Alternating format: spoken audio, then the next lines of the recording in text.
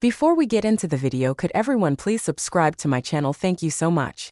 I'll never forget the way she looked at my daughter.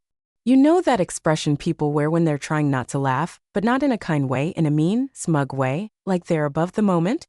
That was my sister Belle holding my daughter's homemade card in her manicured hand, eyebrows raised like she couldn't believe what she was seeing. She tilted her head slightly, then said it sharp, cold, and loud enough for Leia to hear, "She's not even smart enough to spell my name right." And just like that, the whole room changed. My daughter Leia just stood there, 7 years old, wearing the little sparkly headband she picked out herself, fingers still sticky with glitter glue and birthday cupcake crumbs. She didn't say anything at first. She just looked at her aunt, blinking slowly like she was trying to figure out why someone she loved would say something like that. I froze, not because I didn't know what to say, but because I knew that anything I said would blow up into something bigger than the moment deserved, and I didn't want Leia caught in that. I wanted her to have one nice afternoon with her aunt, just one. But then, without missing a beat, Leia held her chin up, looked Belle right in the eyes, and said something that didn't just shift the moment, it shattered it. She said, "I spelled it like Dad spells it in his text to you. Let me take you back to how we got there. My name is Olivia. I'm a single mom, 36, living just outside of Columbus, Ohio. I have one daughter, Leia, and I'd move the sun for her if I had to. She's this beautiful, whip-smart, artistic little soul with big brown eyes that notice everything. The kind of kid who makes birthday cards weeks in advance and hides them in places she thinks I won't find them, like the freezer." We were baking cookies that morning. Leia wanted to make Aunt Belle's favorites, chocolate chip with sea salt. She insisted on folding the flour in herself, even though half of it ended up on the dog. The whole time she kept talking about the card she had been working on for 3 days, picking out stickers, drawing a big blue sun in the corner, writing, "Happy Birthday, Auntie Belle" in purple marker. She asked me how to spell it. The first time I told her, she frowned, then ran off, saying she wanted to do it her way. That's the kind of kid Leia is. She listens, she watches, but when she decides something, she wants to own it. Now Belle, my sister, she's complicated. We haven't always been close. She's the type who hosts wine tasting parties but doesn't like hugging people. She's always been a little hard to read. Fancy job in PR, never had kids, never really got kids either. But Leia adored her, called her the shiny lady. She thought Belle was elegant, smart, special. So when Leia asked if we could go to her birthday gathering and give her the card in person, I said yes, even though my gut told me we'd probably walk into one of those polite, cold environments where kids are more tolerated than welcomed. We showed up, card in hand, and cookies in the other. Leia was bouncing, practically glowing. She walked up, said, "Happy birthday," and handed Belle the card like it was the greatest treasure she'd ever made. Belle barely looked at it. She glanced once, scoffed, and muttered the words I will never forget. She's not even smart enough to spell my name right in front of her, and maybe for a second, Belle thought she was being funny, that it was harmless, that kids forget, that I wouldn't say anything. But she forgot one thing: Leia is my daughter.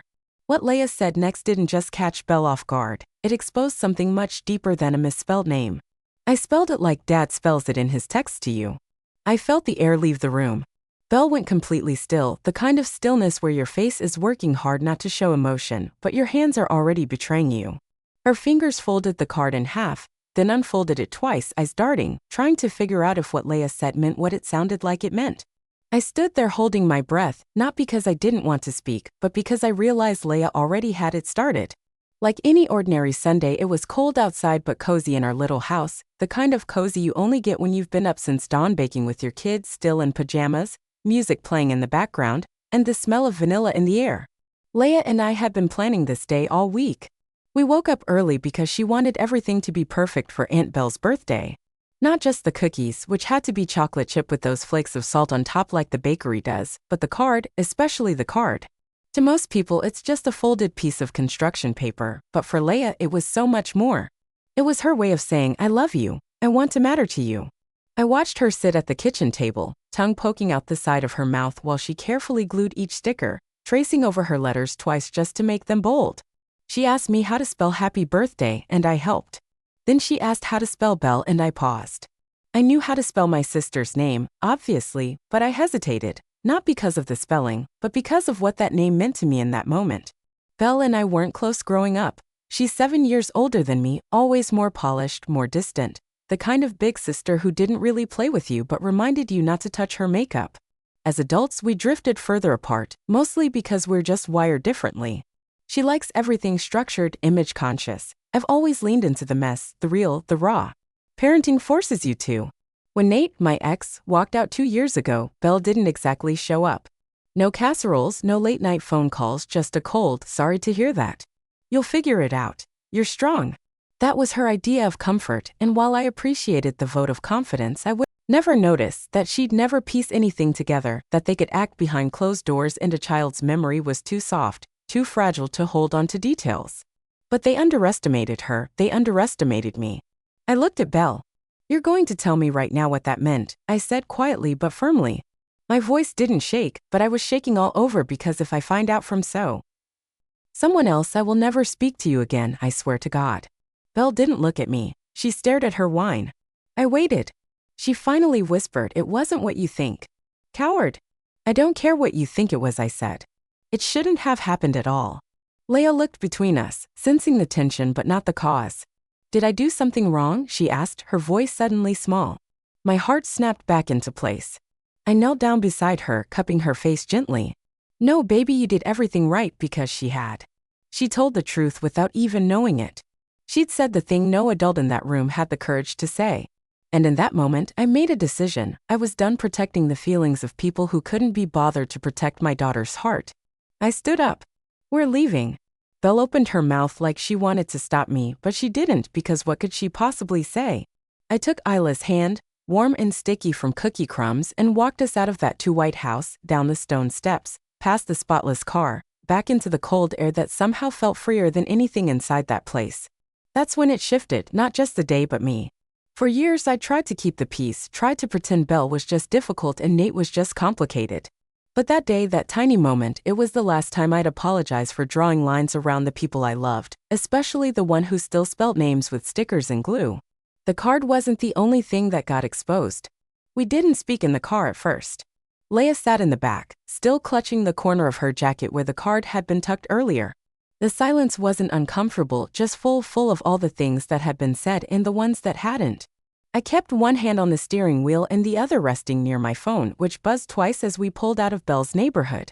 It was from Nate, as if summoned by the storm. The first message said, "Hey, I heard you went by Belle's today. Everything okay?" The second said, "She just texted me. Layla said something weird." My throat tightened. Weird? It wasn't weird, it was true, and that's what made it so heavy. I didn't respond. I couldn't, not yet, because something had snapped in me back there. Not in a loud, dramatic way, but in a final, soul-deep kind of way, like a string had been pulled too tight for too long and finally gave way. Belle could have lied.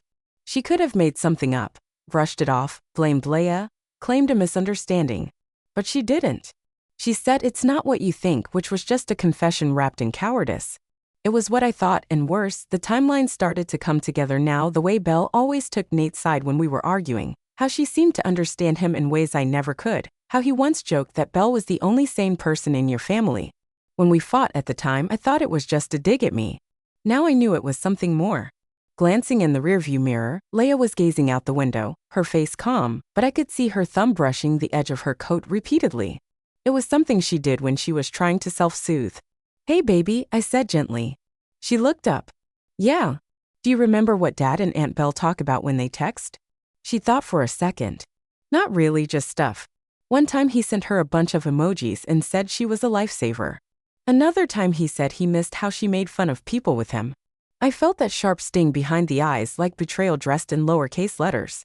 I nodded slowly, not wanting her to see the pain in my face. She didn't understand the weight of what she was saying. She just remembered what stood out. That's what kids do. They catalog what we don't think they see.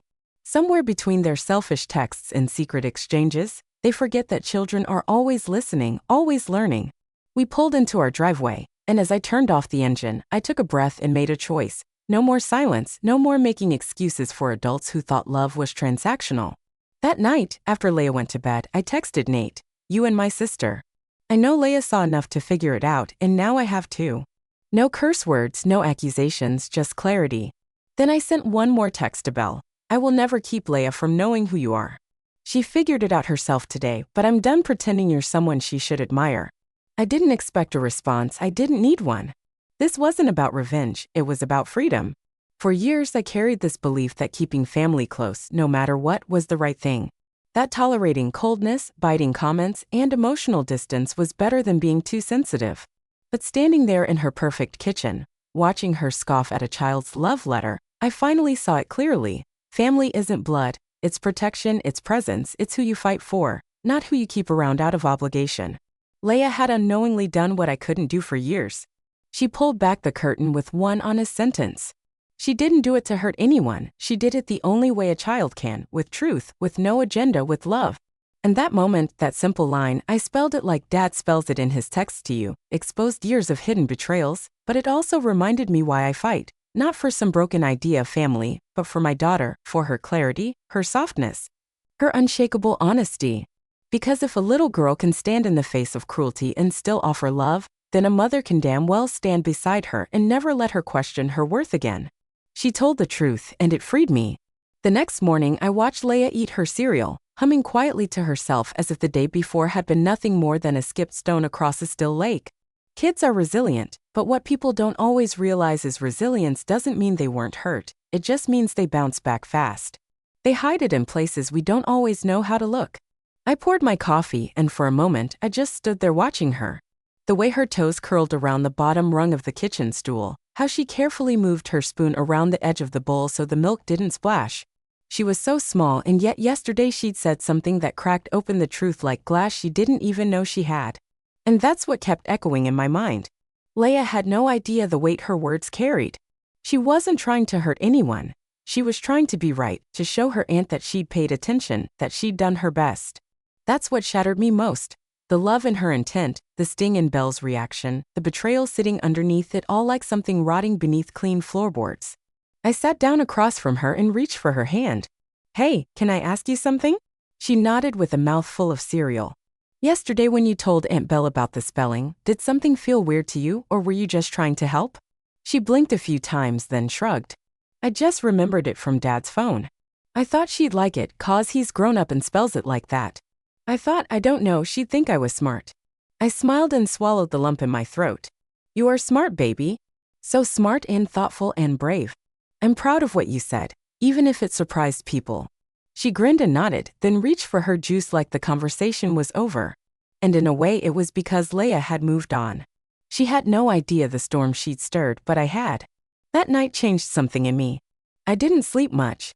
I lay awake turning it over and over, years of second-guessing myself, brushing off gut feelings, trying to hold a family together that wasn't interested in holding me.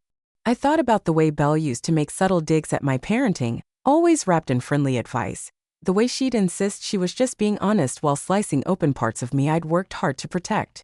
I thought about Nate's long silences, his excuses, his sudden understanding of my sister's quirks. They weren't just whispers behind my back. They were emotional termites slowly eating away at my confidence, my trust, my ability to stand up and say enough.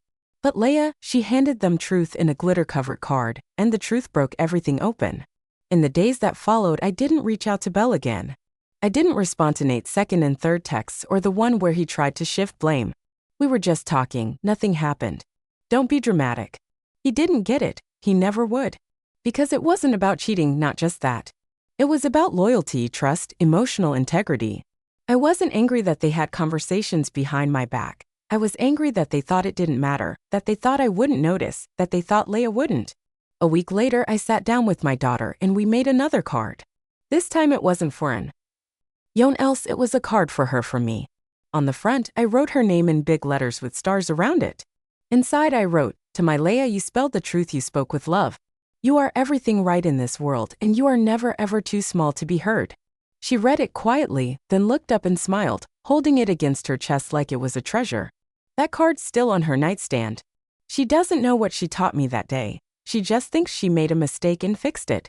But I know better. She reminded me that children see what we try to hide, that silence isn't protection, it's permission, and that speaking the truth, even when it's wrapped in innocence, can be the bravest thing of all. I used to wonder if raising her without a full family would leave a hole in her life. Now I know I'm not raising her with less, I'm raising her with truth, and that will always be enough. Thanks for listening to our story.